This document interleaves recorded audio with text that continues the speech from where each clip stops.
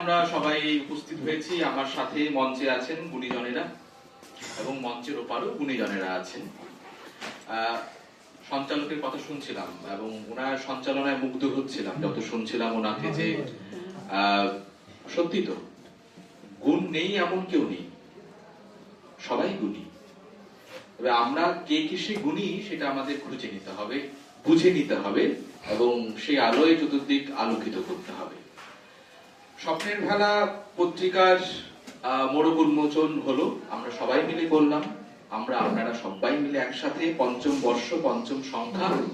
এবং প্রিয় সম্পাদক আমার বহুদিনের পরিচিত এবং শুরুর দিকে সংখ্যাগুলো আমি পেয়েছি। এবার দেখছি এই সংখ্যা কলেবরে গুণে ভারে পুরনো সংখ্যাগুলোকে ছাপিয়ে গেছে। এবং কিছুক্ষণ আগেই সম্পাদক বলছিলেন যে কি করে নোবেল পুরস্কার পেতে পারেন, তাদের নাম সম্ভাবনা রয়েছে এমন কবিরাও কিন্তু এখানে লিখছেন।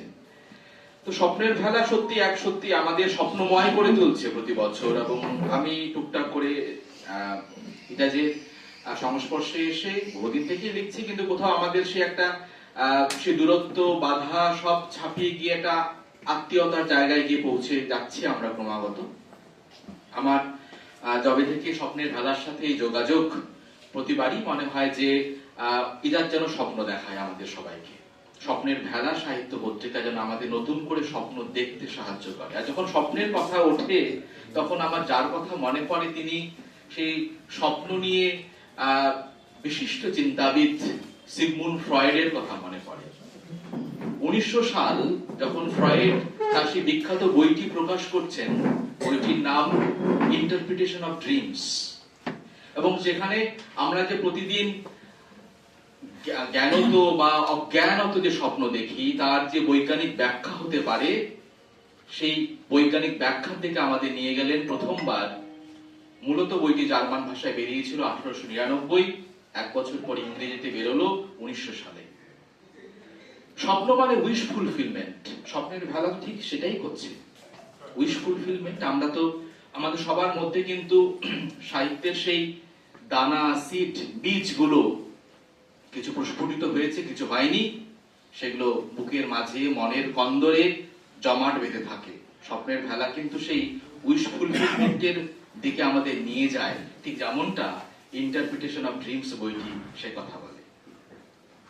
স্বপ্নে স্বপ্নে কবিতা আসে, আমার আপনার না এলেও এমন কবিরা আছেন। আমার মনে পড়ছে আরেকজন কবির কথা, যার নাম স্যামুয়েল টেলর কোলরিজ। তার বিখ্যাত কবিতা কুবলা খা। তার আগে তিনি একটা বই পড়ছিলেন, বই পড়তে পড়তে ঘুমিয়ে পড়লেন, আর ঘুমের ঘোরে কবিতা এলো মাথায়। আর ঘুম থেকে উঠেই তিনি কবিতা লিখতে বসলেন কুবলা খা। যখন প্রায় মাঝামাঝি লেখা হয়েছে, দরজায় টক টক টক কেউ নক করছে। তাকে দেখতে চায়, তার সাথে কথা বলতে চায়। দেখা করলেন বটে, কিন্তু সে কবিতা হারিয়ে গেল। স্বপ্নে দেখা কবিতার বাকি অংশটি তাই অসম্পূর্ণ রয়ে গেল। আমি সদ্য পড়ছিলাম গত 2-3 দিন আগে আনন্দ প্রকাশন সংস্থা থেকে প্রকাশিত অগ্রন্থিত শক্তি চট্টোপাধ্যায়। সেখানে বই আকারে বেরোয়নি, বিভিন্ন পত্র পত্রিকায় তিনি লিখেছেন এমন কিছু কবিতা, এমন কিছু প্রবন্ধের চমৎকার সংকলন। তাকে নেওয়া অনেক ইন্টারভিউ, সেগুলো সেখানে সংকলিত হয়েছে। অসংখ্য কবিরা এখানে লিখেছেন দেখলাম। শক্তিবাবু বলছেন, তাকে যখন প্রশ্ন করা হচ্ছে সকলেই কি কবি হতে পারে, যে কবি হওয়াটা তো একটা মস্ত সাধনার ব্যাপার, কিন্তু সারা জীবন লেগে যাবে সেই কবিতা হতে এবং কবি হতে। এবং সেই কবিতার চর্চা আমরা দাড়ি কমা মেপে হতে করতে পারি বটে, সবসময় কি সেই জায়গাটায় পৌঁছানো এক মস্ত সাধনা। সারা জীবন ব্যাপী এই সাধনা চলতে থাকবে বলছেন শক্তি চট্টোপাধ্যায়। কবি আমরা সবাই হতে চাই, যেমন হতে চেয়েছিলেন সুনীল গঙ্গোপাধ্যায়। মনে আক্ষেপ ছিল তার যে তাকে ঔপন্যাসিক সুনীল গঙ্গোপাধ্যায়, ছোট গল্পকার সুনীল গঙ্গোপাধ্যায়, ভ্রমণ রসিক সুনীল গঙ্গোপাধ্যায় হিসেবে চেনে, তার সেই পায়ের তলায় সর্ষে। কিন্তু তিনি চেয়েছিলেন তাকে কবি সুনীল গঙ্গোপাধ্যায় হিসেবে সবাই চিনুক। কবিতা এসে যায়, কখন এসে যায়?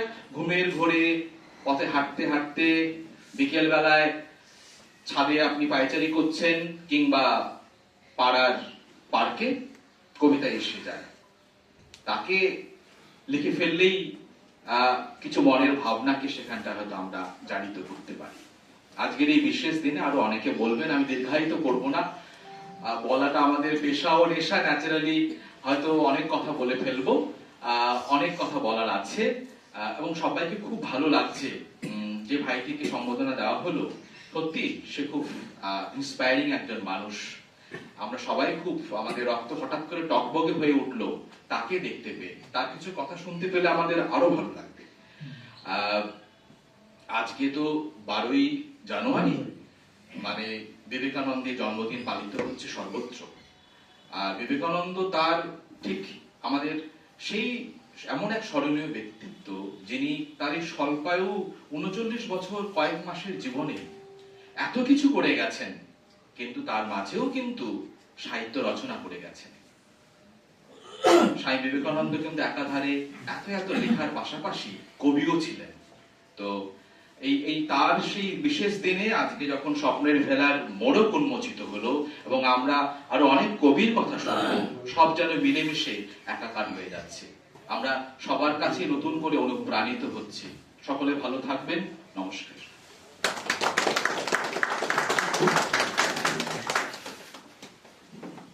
সম্মানীয় অধ্যাপক গৌড়বঙ্গ বিশ্ববিদ্যালয়ের সবুজ সরকার মহাশয়ের কথা আমাদের মস্তিষ্ককে আরো শানিত করবে।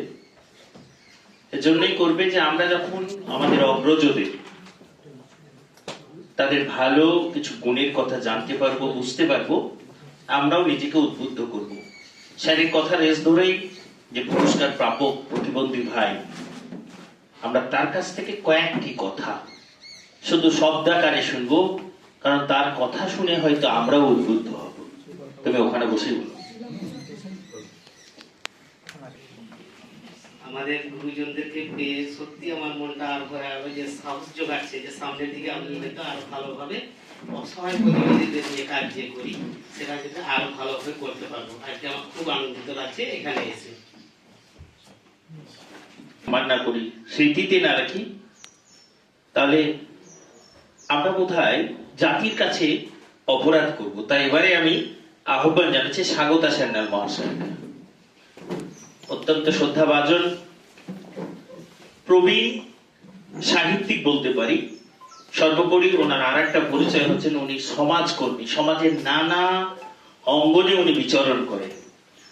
তাই ওনাকে আমরা শ্রদ্ধা জ্ঞাপন করবো এবং আজকে স্বপ্নের ভেলা সাহিত্য পত্রিকার পক্ষ থেকে সমাজ সাহিত্য সাধনায় স্বাগতা সান্যাল মহাশয়কে সম্মানিত করব। আর এই সম্মান তুলে দেবেন অধ্যাপক সবুজ সরকার মহাশয়। স্যার একটু কষ্ট করে আসবেন। বিষয়টা বলি, একটা কথা আছে, যদি হয় সুজন তেঁতুল পাতায় শতক জন, অনেকে সহস্র জন বলে। তো আমরা যদি কষ্ট করে চেষ্টা করি, ছোট পরিসরে আমরা বড় কাজ করতে পারি। এটা একটা অনেক বড় কাজ হচ্ছে। অন্যকে উৎসাহিত করা, অন্যকে ভালো বলতে পারাটা একটা বড় কৃতজ্ঞতা। তাই আমরা স্বপ্নের ভেলা সাহিত্য পত্রিকার পক্ষ থেকে বিভিন্ন সাহিত্যিকদের যে সাহিত্য ক্ষেত্রে বিচরণের জন্য সম্মান, আমরা এই জন্য আর এই পুরস্কারটি তুলে দেওয়ার জন্য আবারও অনুরোধ রাখছি। আচ্ছা, পুরস্কার তুলে দেবেন ডক্টর মোহাম্মদ রূপ স্যার, আলিগড় মুসলিম বিশ্ববিদ্যালয় মুর্শিদাবাদ ক্যাম্পাসের অধ্যাপক। আমরা সম্মানিত করছি। আমাদের দিলবাদশা স্যার একটি কথা মনে করিয়ে দিলেন, প্রবীণ শিক্ষক, যে কাউকে সম্মানিত করতে গেলে সম্মান প্রদানের সঙ্গে আমরাও একটু সঙ্গ দেব। সত্যি তো। এরপরে একটু মালিক একটু কাছে, তো মালিক কাছাকাছি স্যারকে ধর, বয়স্ক মানুষ পড়ে যাবে উঁচু নিচুতে, একটু স্যার ঘুরে দেন। স্যার এইদিকে ঘুরে দেন, ওই স্যারের হাতে তুলে দেন। আমরা কিন্তু এই সময় একগুচ্ছ প্রবীণ মানুষকে পেয়েছি যাদের 60 বা 70 ঊর্ধ্ব বয়স। এতগুলো মানুষকে একত্রিত করা এবং একে অপরকে সম্মান প্রদান করা, এটা কম চারটিখানি কথা নয়, এর পেছনে অনেক আন্তরিকতা থাকে। হারুন সাহেব অনেক দূর থেকে ছুটে এসেছেন, আমাদের এই ন্যূনতম আয়োজনের যে একটা সম্মান, এটাকে গ্রহণ করতে আর এটাকে স্বাগত জানাতে যারা উপস্থিত হয়েছে তাদেরও প্রতি কৃতজ্ঞ স্বপ্নের ভেলা সাহিত্য পত্রিকা। অসংখ্য ধন্যবাদ সকল স্যারকে এবং সকলকে নিজ আসন গ্রহণের জন্য অনুরোধ রাখছি। স্বপ্নের ভেলা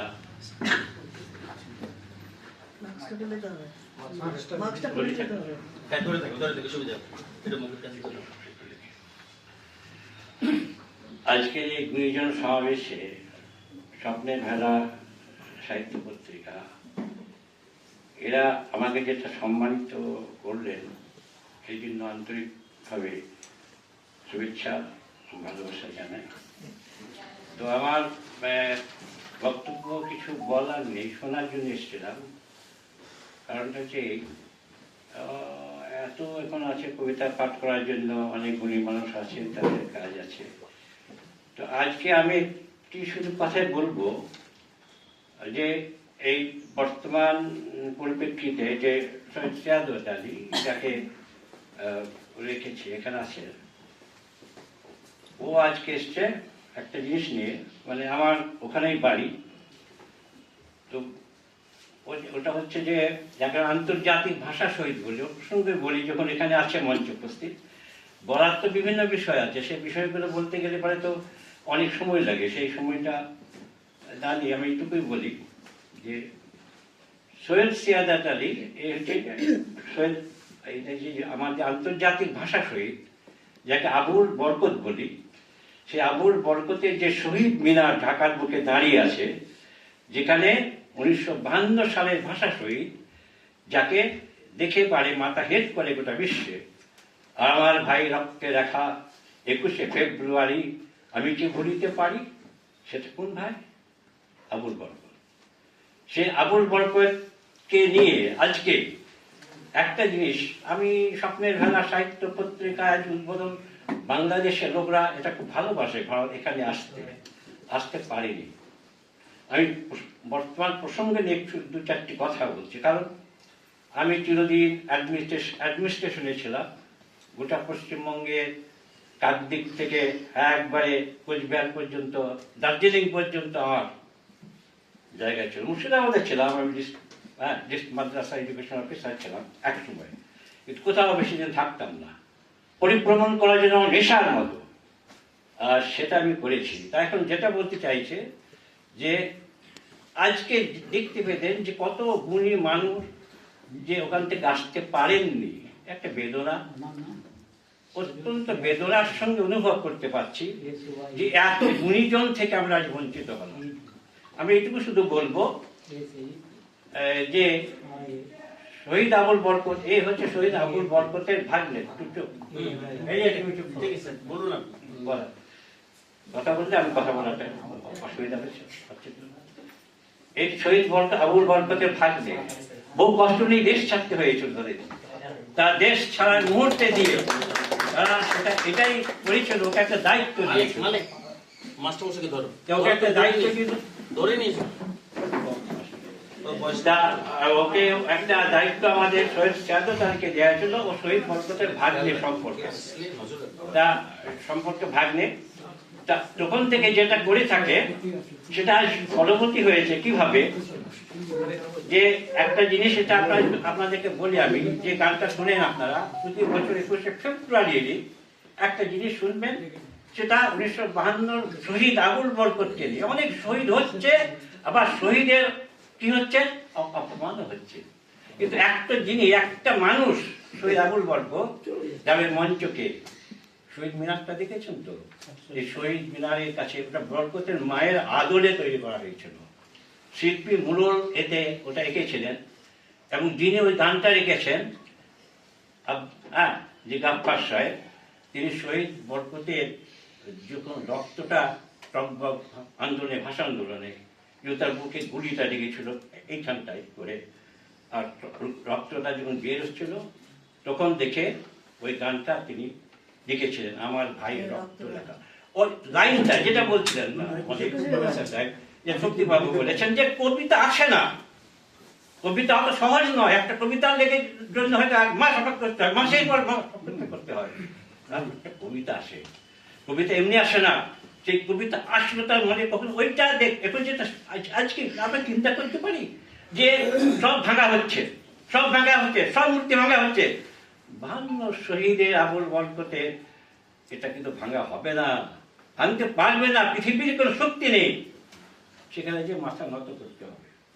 সরকার আসবে, যাবে, বদলাবে, ওই শহীদ মিনারটা বদলাবে না।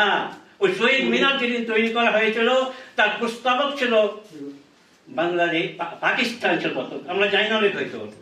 প্রস্তাবক ছিল যে ভাষা শহীদের এটা হবে, যখন 71-এ মুক্তি মানে পরে যখন ওটা ইয়ে হলো, স্বাধীন হয়ে গেল, তখন ওটা করার জন্য প্রস্তাবক ছিল, সমর্থন করেছিল ভারত, আমাদের ইন্ডিয়া। আর প্রস্তাবকে সমর্থন করেছিল তখন একটা আশ্চর্য লাগবে, পাকিস্তানকে দিয়ে করানো হয়েছিল। যারা উর্দুর জন্য তাকে করেছিল তাদেরকে দিয়ে করানো হয়েছিল। এই অজানা ইতিহাস বিশাল বড়। আজকে এই আমার একটা বই আছে, এটা শহীদ আবুল বরকত নেপথ্য, 4টি খণ্ডে, 4টি খণ্ডে। এই আমার সঙ্গে আমাদের যে দেখছেন শাহাদত আলী, ও আমার কাছে লেগেছিল, মানে একবারে প্রচন্ড ভাবে লেগেছিল। প্রত্যেকের কাছে নিয়ে গেছিল সেই সময় আত্মীয়স্বজন যারা 2000 সালের আগে মারা গেছে, চলে গেছে। খুব বাচ্চাবেলায় ওর একটা নেশা ছিল, তার জন্য বলছি, যেহেতু আজ মঞ্চে আসন পেয়েছে, গর্বে আমার বুকটা ভরে যাচ্ছে, গর্বে আমার বুকটা ভরে। শহীদ বরকত নেই তার ভাগ্যটা, আমার গর্বে বুকটা ভরে যাচ্ছে। কি সে আমাকে দিয়ে কাজটা আমি করতাম না, প্রতিদিন হয়তো দেখতাম না, এক কলমও দেখতাম না। ও আমার কাছে এসে সেই সব লোক ভাষা শহীদে 25 জনের ইন্টারভিউ আমি নিয়েছিলাম, তখন পেরেছিলাম, তারা আজকে নেই। তো তাদের দ্বারা দিয়ে যেটা দিয়েছি, এবং সেটা দেখবেন ভিডিওতে, যে মানে যেটা বইটা হচ্ছে ওখানে পাবেন, যে ঐতিহ্য প্রকাশনী এখানে পাবেন, এতে সব জায়গায় পাবেন। তো আমি এখানে এই যে একটা জিনিস বলবো, যে শুধু একটি জিনিস আমি একটা দিতে বলবো, শাহাদত আলী, একটা জিনিস দিতে বলবো, যে ওই আমার ভাই রক্ত দেখা 21শে ফেব্রুয়ারি, ওই গানের উৎপত্তি বিষয় যেটা একটা আছে, সেই সম্পর্কিত শুধু জানার জন্য, ওইটুকু জানার জন্য। আর কেন শহীদ মিনারটাকে ভাঙতে পারবে না, বরকতের মাথাটাকে ও বরকতের মায়ের ওই যে 4টে নিচু হয়ে আছে, বরকতের মা বসিয়ে রাখা হয়েছিল, আর শিল্পী আঁকছে ছবিটা মা। আমি ছবি আঁকবো, একটা ছবি শুধু আপনাকে দিতে হবে। হ্যাঁ, শহীদ আবুল বরকত, 4টি ছেলে, 4টে শহীদ, আর মাঝখানে আছে আবুল বরকত। তা এই জিনিসটা চিরদিন থাকবে। এবং এটার জন্য যে বৃত্তান্তটা আমি একটা লেখার মধ্যে পেয়ে যাবেন, আমার ভাইয়ের রক্তে লেখা 21শে ফেব্রুয়ারি, আমি কি ভুলিতে পারি এটা কেন লেখা হয়েছিল, এই বৃত্তটা। সবাইকে ধন্যবাদ এবং নমস্কার। রয়েছে 5টি রয়েছে সম্পাদিত, এবং অসংখ্য তার আর্টিকেল, মানে যেগুলো রিসার্চ আর্টিকেল, অনেক মানে দেশ বিদেশে অনেক জায়গায় পাবলিশ হয়েছে। আর তিনি অসংখ্য বইয়েরও তিনি ভূমিকাও লিখেছেন। তো তিনি আমাকে তার বই সম্বন্ধে কয়েকটি দিয়েছেন।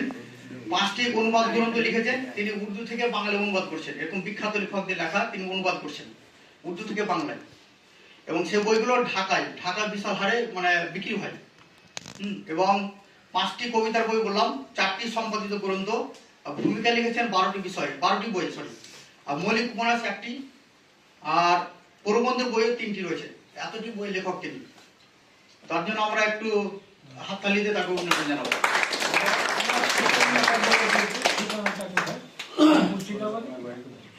ওনার বাড়ি সালারে।